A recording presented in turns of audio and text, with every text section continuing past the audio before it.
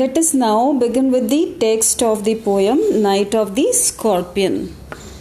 I remember the night my mother was stung by a scorpion. 10 hours of steady rain had driven him to crawl beneath a sack of rice. As I told you earlier, this incident is from the childhood of the writer when his mother is stung by a scorpion. जब एक scorpion ने, बिच्छू ने mother को डंक मारा था. सो I remember, मैं याद करता हूँ वो night when my mother was stung by a scorpion. कैसी थी वो रात? 10 hours of steady rain. 10 hours, 10 घंटे से स्टेडी यानी लगातार बारिश गिरने की वजह से. ड्रिवन हिम, यहाँ पे हिम मतलब द स्कॉर्पियन. 10 घंटे की लगातार बारिश की वजह से ये जो स्कॉर्पियन है, to crawl beneath a sack of rice. कहाँ छुप कर बैठ गया ये? Beneath a sack of rice. Sack of rice means चावल की बोरी के नीचे.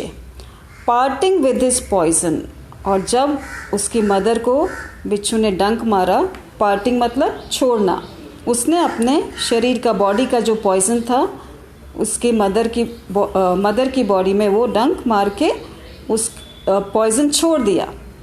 Flash of diabolic tail. आपको पता होना चाहिए कि जो स्कॉर्पियो का, बिच्छू का जो डंक होता है उसकी टेल में होता है, पूंछ में. In the dark room. Diabolic means evil, दुष्ट. Flash of diabolic tail in the dark room. सब जगह अंधेरा ही अंधेरा है, और माँ को डंक मारने के बाद वो बिच्छू वापस से ही रिस्क द रेन अगेन. वापस risk the rain again means the scorpio it disappeared in the rain again. वापस से बारिश में गायब हो गया. Then the peasants came like swarms of flies. इस लाइन को देखिए. पेजेंट्स यानी जो किसान हैं, गांव के जो किसान हैं, वो कैसे आए? Like swarms of flies. अब ये कंपैरिजन है, हमने पढ़ा है ना, कंपैरिजन कहाँ आता है? Swarms of flies. यहाँ पे सिमिली है. I told you in simile there is a comparison. तो जो पेजेंट्स हैं गांव के, उनको किससे कंपेयर किया है? स्वॉर्म्स ऑफ फ्लाइज, मक्खियों के झुंड से. इतनी संख्या में किसान पोएट के घर पे इकट्ठे हुए. एंड बज the name of God 100 times. और सब ने मिलके भगवान से दुआ करी, भगवान का नाम लेना शुरू किया. To paralyse the evil one. Evil one का यहाँ पे दुष्ट कौन हुआ? The Scorpio. और पैरालाइज यानी उसको बद्दुआएं दी. To paralyse the evil one, कि वो बिच्छू जो है वो ख़त्म हो जाए. With candles and with lanterns. क्या लाए थे वो अपने साथ? क्योंकि रात का अंधेरा था और उजाले का उनके पास क्या साधन था? मोमबत्तियाँ और लालटेन.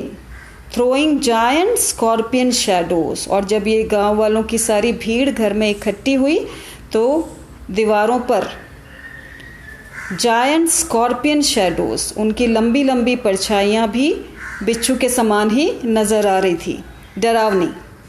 किस पे गिर रही थी ये परछाइयाँ? On the sun baked walls. गाँव की जो दीवारें होती है मिट्टी से बनी होती हैं और धूप में पकी हुई होती हैं. सन बेक्ड यानी धूप में सिकी हुई दीवारें, कच्ची दीवारें.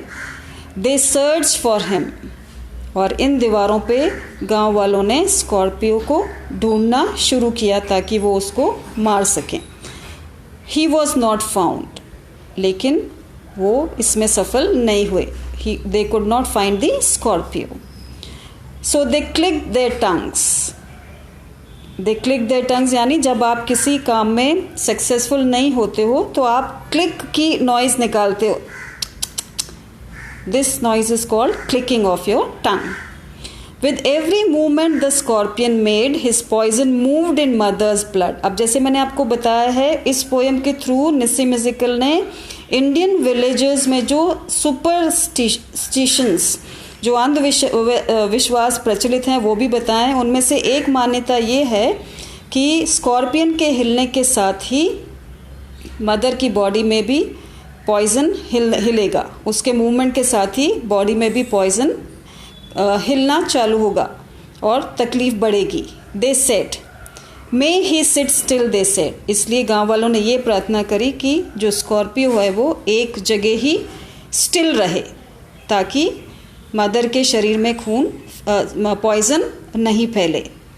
मे the sins of your previous birth be burned away tonight, they said, और उन्होंने सब ने मिलकर प्रार्थना करी। ये भी एक अंधविश्वास और उनकी मान्यता है कि तुम्हारे पूर्व जन्मों के जितने भी पाप हैं वो तुम्हारी इस तकलीफ से, इस पेन से दूर हो जाएं। मे your suffering decrease the misfortunes of your next birth, they said, और तुम्हारी जो ये पीड़ा है, जो सफरिंग है, इससे तुम्हारे अगले जो जन्म है उसके मिसफॉर्चून्स, उसके जो दुर्भाग्य हैं वो भी इससे कम हो जाएंगे। May the sum of evil balanced in this unreal world, जितनी पीड़ा तुम भुगत रही हो, जो मदर अब सफरिंग है, उस सब की वो बैलेंस हो जाए। इन दिस अनरियल वर्ल्ड, उनका ये मानना है कि this world is unreal, real world is the world of God. Against the sum of good become diminished by your pain, so this suffering may reduce your misfortunes and increase your fortunes. May the poison purify your flesh of desire, इस जहर की पीड़ा से को सहन करने से क्या हो, योर फ्लैश ऑफ डिज़ायर, तुम्हारी जितनी भी गलत इच्छाएं हैं, आकांक्षाएं हैं, वो सब दूर हो जाएं। And your spirit of ambition, they said, और जो तुम्हारे मन में जो एम्बिशन है वो भी दूर हो जाए। And they sat around on the floor, और ऐसी प्रार्थना करते हुए सारे जो विलेजर्स हैं, जो पेजेंट्स हैं, वो मदर को चारों तरफ से घेर कर बैठ गए। With my mother in the centre, और जो सफरिंग है, जो मदर है, वो बीच में लेटी हुई है। The peace of understanding on each face, और सभी गांव वालों के चेहरों पर एक उस सफरिंग को, उस दर्द को समझने का एक एक्सप्रेशन है, एक भाव है, जैसे कि वो उस माँ की पीड़ा को समझ रहे हो। नेक्स्ट लाइन, मोर कैंडल्स, मोर लैंटर्न्स, मोर नेबर्स, मोर इंसेक्ट्स, ये जो रेपिटेशन है ना बार बार मोर का, उससे आपको नंबर ऑफ पीपल को बताने के लिए रेपिटेशन है। एंड दी एंडलेस रेन, कई सारी कैंडल्स हैं, कई सारी लैंटर्न्स हैं, कई सारे पड़ोसी हैं, नेबर्स, और उतने ही ज़्यादा मात्रा में बारिश के कारण कीड़े भी और इंसेक्ट्स, कीट पतंगे और कीड़े भी हैं। और एंड दी एंडलेस रेन, और कभी नहीं ख़त्म होने वाली बारिश अभी भी चल रही है। My mother twisted through and through, groaning on a mat, चारों तरफ गांव वाले बैठे हैं और बीच में जो मदर है वो दर्द के कारण, पीड़ा के कारण, मैट मतलब चटाई, थ्रू एंड थ्रू यानी बार बार, वो अपने दर्द के कारण ग्रोनिंग यानी करा रही है। Now we get an introduction to the father of the poet.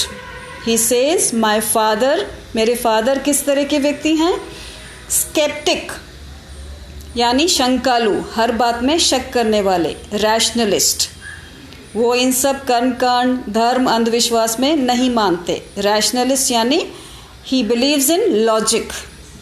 Trying every curse and blessing, फिर भी वो मदर की सफरिंग को कम करने के लिए हर तरीका आजमाते हैं। Powder, mixture, herb and hybrid, सब तरह की दवाइयाँ, मिक्सचर, जड़ी बूटियाँ, हाइब्रिड यानी दवा के साथ वो दुआ भी, प्रार्थना भी करते हैं कि मदर की पीड़ा कम हो जाए।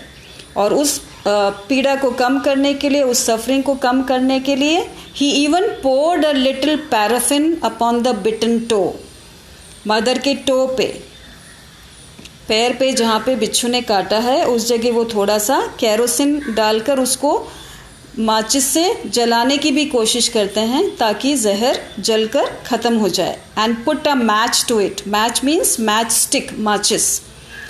आई watch the flame feeding on my mother. और मैं जब बच्चा था मैंने ये भी देखा कि मेरे पैर पर वो माचिस की तीली से माँ के पैर पे माचिस की तीली से आग लगाई गई. आई watch the Holi man perform his rights. मैंने ये भी देखा कि जो पुजारी है वो सब तरह के पूजा और अनुष्ठान कर रहा है. To tame the poison with an इनकांटेशन.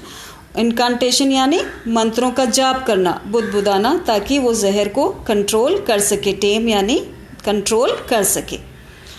After 20 hours it lost its sting. और हम देखते हैं कि 20 आवर्स 20 घंटे के बाद जाकर बिच्छू का जो डंक है, वो जहर है, वो कम होता है. स्टिंग यानी डंक, उसका दर्द कम होता है. Now come to the last line.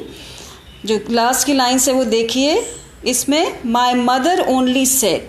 Here Nissim Ezekiel also depicts the compassion, the love of a mother for her children.